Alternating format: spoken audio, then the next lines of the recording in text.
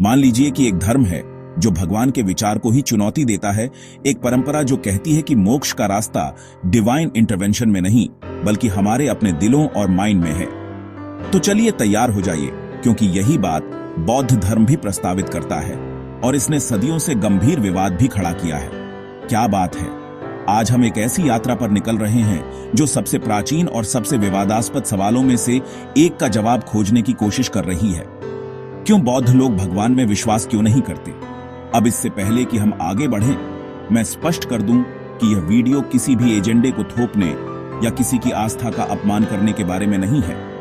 बौद्ध धर्म पूरी तरह से स्वतंत्र जांच और हर बात पर सवाल उठाने का धर्म है, अपने ही शिक्षण सहित। तो चाहे आप एक धार्मिक विश्वास करने वाले हों, एक कठोर संदेहवादी हों, या बस अलग नजरिए को समझना चाहते हों, आप सही जगह पर हैं। हमारा मिशन है खोज करना, अपने धारणाओं को चुनौती देना और नए संभावनाओं के लिए अपने दिमाग खोलना। तो चलिए शुरू करते हैं। सबसे पहले अपने शब्दों को स्पष्ट करते हैं। जब हम भगवान कहते हैं तो हमारा मतलब आमतौर पर एक सर्वशक्तिमान, सर्वज्ञानी सृष्टिकर्ता से होता है जो ब्रह्मांड का संचालन करता है। सही? खैर, यहां बात यह है कि बुद्ध ने इस विचार पर ज्यादा ध्यान नहीं दिया। वह अधिक इस समस्या को हल करने में रुचि रखते थे, मानवीय पीड़ा को वर्तमान में, यहां और अभी, न कि अंतिम शुरुआत के बारे में विचार करने में। वास्तव में जब उनसे भगवान और ब्रह्मांड की प्रकृति के बारे में पूछा गया तो बुद्ध अक्सर चुप रह जाते थे। कहते थे कि ये प्रश्न मोक्ष के रास्ते में अप्रासंगिक हैं। आगे कुछ सदी बाद हम पाते हैं कि अधिकांश बौद्ध परंपराएं एक गैर ईश्वरीय विश्व दृष्टि को अपनाती हैं। इसका मतलब यह नहीं कि वे एथिस्ट्स हैं। कुछ बौद्ध देवताओं और अलौकिक प्राणियों में विश्वास करते हैं, लेकिन इन्हें अधिकतर एनलाइटेंड क्वालिटीज के प्रतीक माना जाता है, न कि सर्वशक्तिमान सृष्टिकर्ता। तो भगवान का विचार क्यों छोड़ा गया? उसका मुख्य कारण है कि बौद्ध धर्म पूरी तरह से आत्मशक्तिकरण पर केंद्रित है।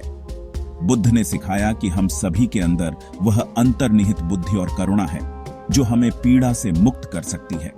हमें किसी बाहरी उद्धारकर्ता या भगवान पर भरोसा करने की जरूरत नहीं। मोक्ष का मंत्र हमारे भीतर है। ये जैसे हमारे अंदर एक सुपर हीरो छुपा हुआ है जो बस बाहर आने का इंतजार कर रहा है। इस विचार का मतलब है कि हमारी खुशी और आध्यात्मिक विकास हमारे अपने हाथ में है। हम सिर्फ प्रार्थना या पूजा करके किसी डिवाइन बीइंग से समस्या का समाधान नहीं एक्सपेक्ट कर सकते। बुद्ध का अंतिम संदेश था, अपने आप के दीपक बनो, यानी अपने ही बुद्धि पर भरोसा करो, हर बात पर सवाल करो और किसी भी नेता या शिक्षण का अंधानुकरण न करो। अब यह भी दिलचस्प है कि बुद्ध भी कर्म और पुनर्जन्म में विश्वास करते थे, यानी कि हमारे कर्म हमारे भविष्य को आकार देते हैं, इस जीवन में और उसके बाद भी। यह एक तरह का कॉज एंड इफेक्ट का ब्रह्मांडीय खेल है और यहां भी कोई डिवाइन न्यायाधीश या स्वर्गीय लेखाकार नहीं है। हम ही अपने भाग्य के निर्माता हैं। यहां भी कर्म का विचार जुड़ा हुआ है। बुद्ध का यह भी मानना है कि सब कुछ, यहां तक कि हमारा अहंकार भी अस्थायी और परिवर्तनशील है। कोई स्थायी आत्मा नहीं है, बल्कि हम लगातार बदलते विचारों, भावनाओं और अनुभवों का प्रवाह हैं। यदि यह बात आपको अजीब लगती है तो आप अकेले नहीं हैं। दार्शनिक भी इस विचार से सदियों से जूझते आए हैं। बुद्ध का तर्क था कि झूठी पहचान से चिपकना दुख का कारण है। अपने ईगो को छोड़कर और परिवर्तन के प्रवाह को अपनाकर ही हम सच्ची स्वतंत्रता पा सकते हैं। यह सब सुनकर शायद आपको यह बहुत एब्स्ट्रैक्ट और इंटेलेक्चुअल लगे, लेकिन बुद्ध सीधे अनुभव पर जोर देते थे। वे चाहते थे कि हम उनके शब्दों पर न सिर्फ विश्वास करें, बल्कि खुद इस सत्य का अनुभव करें। इसलिए बौद्ध धर्म ध्यान और जागरूकता पर बहुत जोर देता है। अपने मन को ऑब्जर्व करके हम भ्रमों को तोड़ सकते हैं और वास्तविकता का अंतिम स्वरूप खोज सकते हैं। यहां बात यह है कि बौद्ध मानते हैं कि सबसे बड़ा सत्य शब्दों, विचारों और इवन विश्वासों से परे है। इसे केवल सीधे अनुभव के माध्यम से ही जाना जा सकता है। इसलिए बौद्ध हमें एक व्यक्तिगत यात्रा पर निकलने के लिए प्रोत्साहित करते हैं। खुद की खोज, अपने भीतर की बुद्धिमत्ता और करुणा का अनुभव। यह एम्फेसिस ऑन डायरेक्ट एक्सपीरियंस ने बौद्ध इतिहास में कई तरह के क्रांतिकारी विकास किए हैं, जैसे कि बुद्ध के शिष्य सरूटा की कहानी।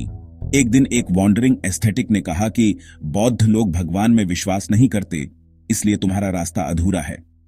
सरूटा ने जवाब दिया, मित्र, यदि एक क्रिएटर गॉड भी होता है तो भी यह जरूरी नहीं कि मैं अपने रास्ते को छोड़ दूं।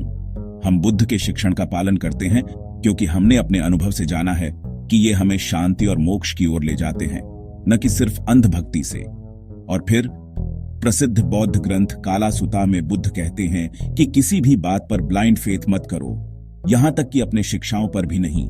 वे कहते हैं कि अपने अनुभव से जांच करो, परीक्षण करो और सत्य को खुद खोजो। जब तुम्हें स्वयं पता चले कि कोई चीज अशुभ, बुरी, गलत या नकारात्मक है तो उसे छोड़ दो, और जब तुम्हें पता चले कि कोई चीज शुभ, अच्छा और सकारात्मक है तो उसे अपनाओ और उसका पालन करो।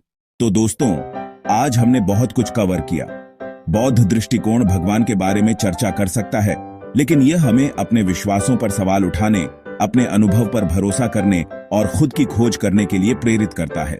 चाहे आप इन विचारों से सहमत हो या नहीं, लेकिन यह बात तो सही है कि यह एक बहुत ही बोल्ड और एम्पावरिंग तरीका है। बिल्कुल, यह तो बस एक झलक है बौद्ध धर्म और थियोसिस के बीच के गहरे संवाद की। और हाँ, मेरी सलाह है कि इन विचारों को खुद भी जांचिए, एक ओपन माइंडेड और क्रिटिकल नजरिए से। तो मेरे साथ ही सत्य खोजी, आप इन विचारों को कैसे देखते हैं?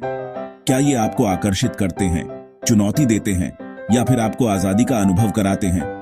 मुझे कमेंट्स में बताइए। और यदि आपको यह खोज अच्छी लगी तो लाइक बटन दबाएं और माइंडफुल जर्नी को सब्सक्राइब करें, ताकि आप और भी मन को खोलने वाली बातें देख सकें।